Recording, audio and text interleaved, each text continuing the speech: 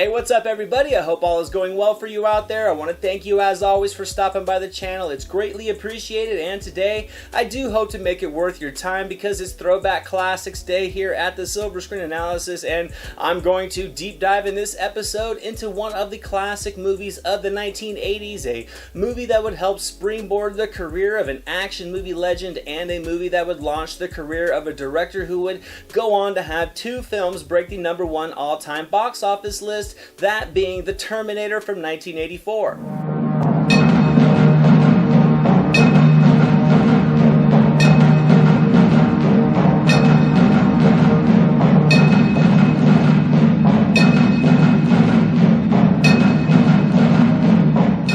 The idea for the Terminator first came from the mind of James Cameron during a feverish nightmare that he had while in Rome working on post-production for the film Piranha 2: The Spawning, spending virtually all of his advanced salary on flying out to Rome. He had no money for food. He would eat leftovers and rolls from the room service trays in his hotel, and of course he would fall sick from malnutrition, and Cameron had this nightmare of a robotic metal torso coming from a fiery explosion and dragging itself across the floor, and from there an idea was born, resulting in my opinion one of the iconic 80s movies that still holds up exceptionally well more than 30 years later. James Cameron would sell this script to his production partner and collaborator at the time, Gail Ann Hurd. Hurd is also credited in the writing of this one. However, James Cameron has stated that she didn't write a thing. She had merely bought this script from Cameron for $1 on the blood oath that Hurd would do virtually everything in her power to get producers behind this film who would allow Cameron to direct, and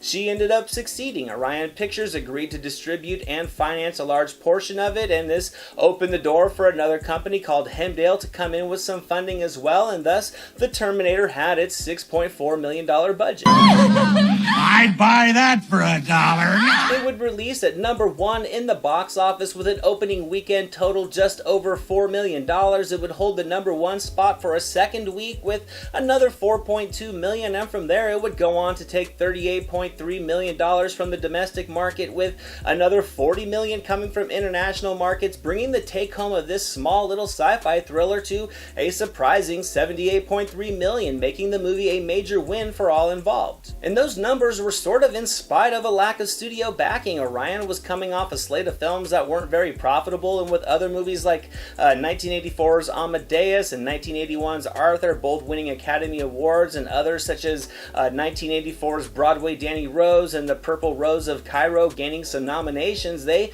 kind of wanted to focus on what they felt were quality films. The studio viewed the Terminator as nothing more than a short-run action movie to make a quick buck, nothing to put promotional financing into.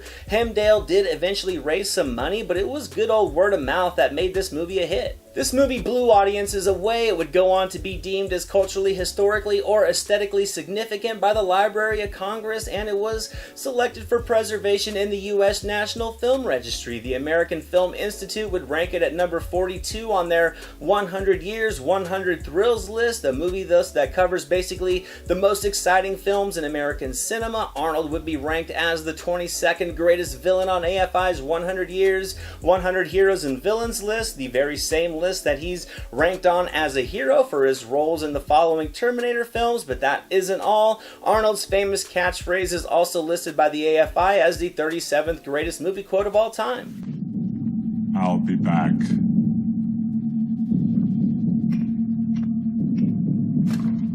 All of which are accolades that I think are very well earned because this movie was so great for so many reasons. As a kid, this movie was much more of a horror film to me, with its very dark, gritty setting, its methodical score, and just a scary as hell Arnold Schwarzenegger, who was just an amazing villain for this movie. He was menacing, he was hulking, he was absolutely dead behind the eyes, and with Cameron's direction, he was the unstoppable force that was really needed to be the Terminator. The story was very moody and bleak, and it was just hard to predict where it would go, which did create some genuine uneasiness for the success of Sarah Connor and Kyle Reese, as it wasn't completely assured that they would succeed in this movie. I personally think casting Arnold in the lead as the villain was a very bold choice that turned out to absolutely be the right one. I think Arnold as the villain is what makes this movie so intense and so frightening at times, but that wasn't always going to be the case. It was originally planned to have this Terminator look like a man that could easily blend into the crowd, much like we've seen in future films.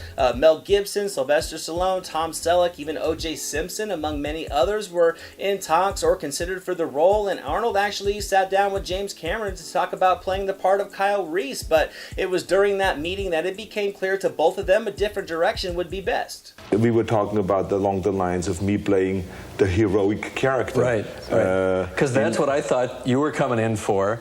And the funny thing was, when I went to that lunch, I didn't see that as you know, in the back of my mind, I was thinking the Terminator, you were thinking the Terminator, but we sit and we have this polite lunch because we've never met each other, and neither one of us mentions it, right? And then we both go back to our guys and say, Terminator. Thus, Arnold took the part of the T-800 Terminator, and he would never look back. He was coming off of Conan the Barbarian and not yet a global star, but this movie would be a large step in that direction. So with Arnold in place as the heavy, the search for the heroes began. When casting Sarah Connor, the first choice for Cameron was actually Deborah Winger. She actually auditioned and had the part, but would later turn it down. Some other notable names who auditioned were Diane Lane, Michelle Pfeiffer, and Sharon Stone, among many others. The part would come down to Linda Hamilton and Jennifer Jason Leigh, with Cameron giving the lead in his movie and subsequently in his heart to Linda Hamilton, as the two would be in a relationship from 1991 through 1999. He was also married to his production partner Gail Ann Hurd at the time from 1985 to 1989, but he did not let that 2-year window in between go unused, as he was married to director Catherine Bigelow from 1989 to 91, proving that when it comes to love, men can be a lot like monkeys. They're not going to let go of one branch until they get a grip on the next. In this case, branches being wives and girlfriends. Notable names in consideration for Kyle Reese included the likes of Mickey Rourke, Richard Gere, Bruce Willis, even pop star Sting, but it ended up going to Michael Biehn, a casting choice that I think was absolutely just right. He was grounded, he very much felt like an everyman, and with a high level of acting talent, but not a high profile face, he was easily able to disappear into the role, and just like that, this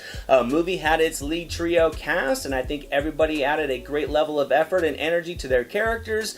Arnold was all the villain you could ask for, Biehn was every bit of the lone soldier, and Hamilton delivered a full spectrum of growth into a leader. With all the pieces seemingly in place, the film was slated to start production in early 1983, but there was going to be another setback, one that would last 9 months. As I mentioned, Arnold was just coming off of Conan the Barbarian, and producer Dino De Laurentiis exercised his contract option on Schwarzenegger. This required him to leave the project to go shoot the sequel Conan the Destroyer, and once cast, Arnold was really the only guy for Cameron, so he was virtually in a holding pattern with no money to live on in the meantime, while just hanging out waiting to shoot the Terminator. While waiting, Cameron continued tightening up the script in preparation. He would also meet with some producers to begin the groundwork on Aliens, the follow-up to Ridley Scott's 1979 sci-fi masterpiece. He would also collaborate with another action movie icon, Sylvester Stallone, to co-write the screenplay for Rambo First Blood Part 2, while just waiting around for his directorial feature to get up and shooting. He'd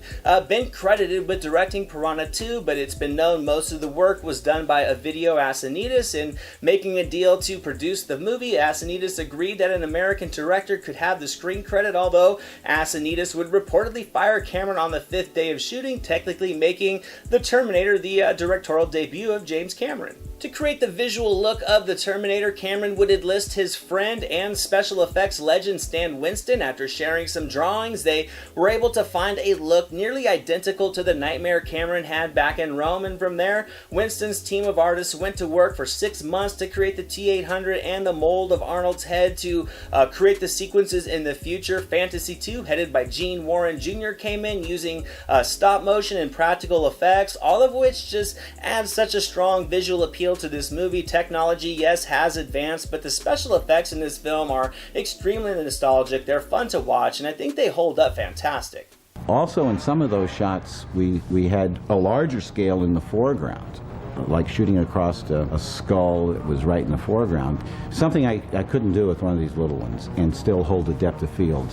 Gene is master of forced perspective photography, and with a full-size human skull in the foreground, and little skulls no further than a foot away. It gives it the illusion like there's a ton of them, first of all, but it's real skulls. The movie opens in a war-torn, post-apocalyptic Los Angeles in 2029. It builds the intensity immediately with an overlay stating the war between human and machine after the nuclear fire that leads into just the iconic musical score from Brad Fiedel, who created a pulse-pounding, ominous tone that builds a tense atmosphere for what is to come as the movie then travels back to present day. Our two men from the future make their bold arrivals. The scoring is very methodical, it's imposing, and I thought it was timed with the camera movements from Cameron absolutely perfectly. I think the cinematography from Adam Green was very impressive as well. I thought the lighting and just the use of shadowing overall added a gritty mood to the visual appeal. It created just a dark and ominous feel to all the settings.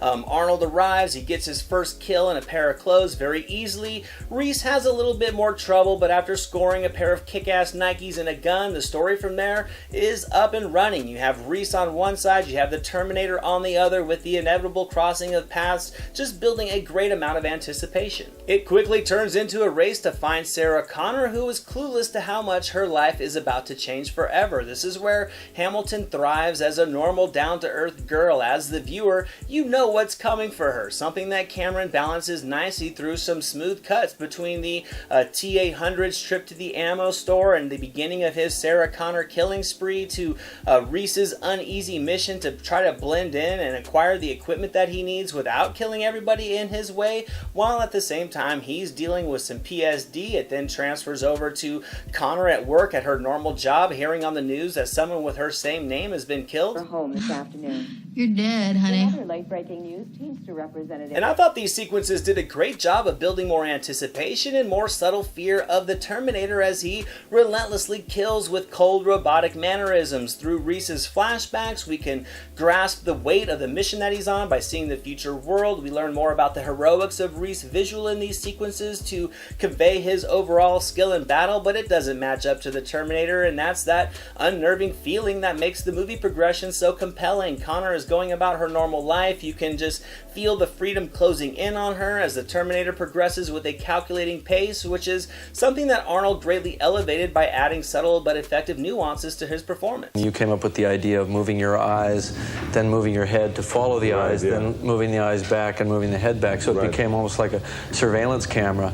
And the funny thing was, it didn't really get real to me until the next morning in dailies, and I saw that close-up and I went, this is working great. The tense build-up continues to mount until it finally explodes inside the nightclub, and to this day it's one of the finest crafted sequences that you're going to see on screen. The technique of slowing the camera down during the scenes where the Terminator was killing I thought was an awesome choice, and when mixed with the scoring, it's just the perfect recipe for cinematic greatness. It's frightening, it makes you scared for the heroes, and when the three characters finally collide, the action and the intensity kicks in, and it does not let up. It's very violent but not gratuitous, and it's unrelenting, which is what you want when you have a robotic killer and two humans that will do anything they can to survive. What I found to be effective, certainly on Terminator, was to do a slow motion build-up or to subtly segue into slow motion where you almost don't realize it, and it becomes almost a dreamlike pace or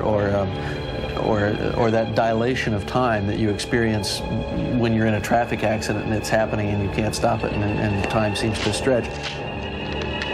For me, the fun in that scene was the build-up, the latent tension of what is going to happen, knowing that one guy's armed, the other guy's armed, they're lurking around through the crowd, so all hell's going to break loose.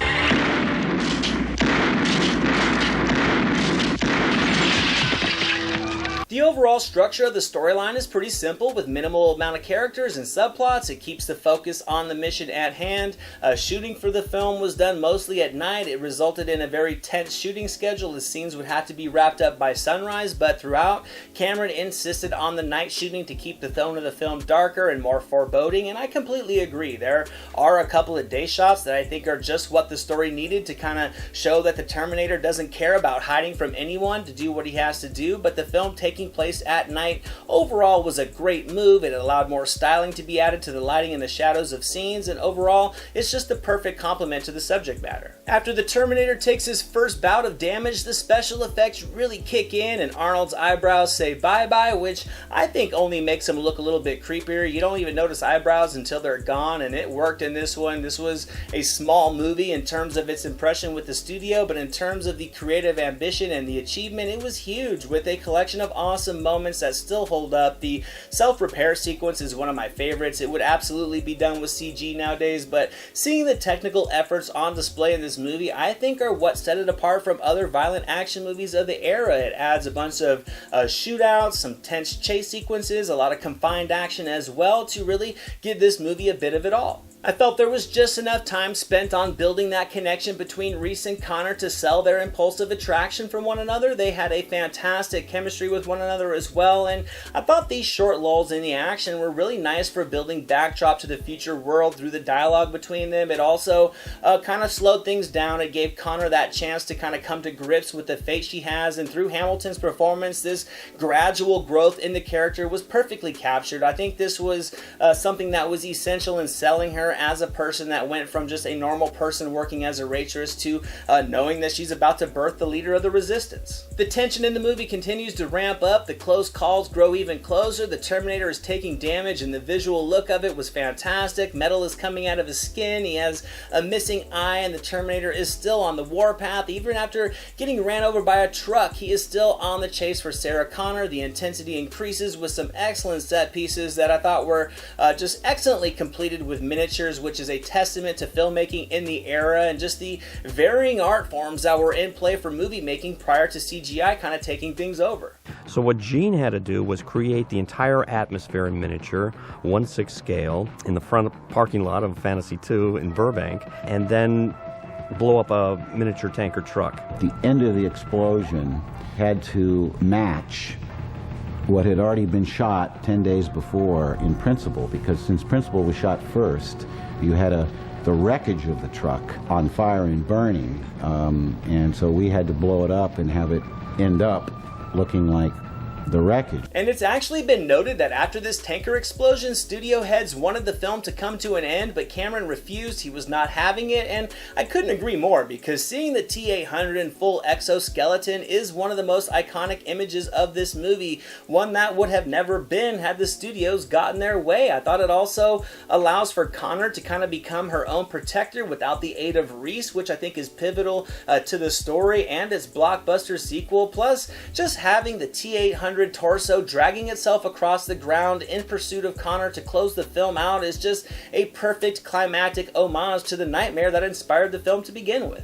After many delays and no one having confidence in a then unknown James Cameron, this was the film that would launch a franchise that is still going. Linda Hamilton and Arnold Schwarzenegger are set to return in Terminator Dark Fate, and while the franchise has had its ups and downs, I certainly hope this newest movie is a winner. But regardless, this first one's always going to have its place. The technical innovation was much ahead of its time, the performances were excellent, the score was as well, and the story that weaved all these elements together was tightly written with no wasted minutes. And now is the perfect time to go back and revisit this classic to see where it all started inside of a gritty little movie with a small budget that resorted to guerrilla filmmaking at times to simply get the job done, meaning no permits, no police escorts, just Schwarzenegger and Cameron with a car and a camera finding the right suburban street so Arnold could jump out real quick and smash a window for the scene while Cameron filmed it before quickly changing into a backup pair of clothes that were in the trunk of the car and driving off before getting caught. I had to put the special thing on it and take on my gloves, put my clothes on. Was no one from wardrobe there. Right. I had my clothes in the back in the trunk of the car,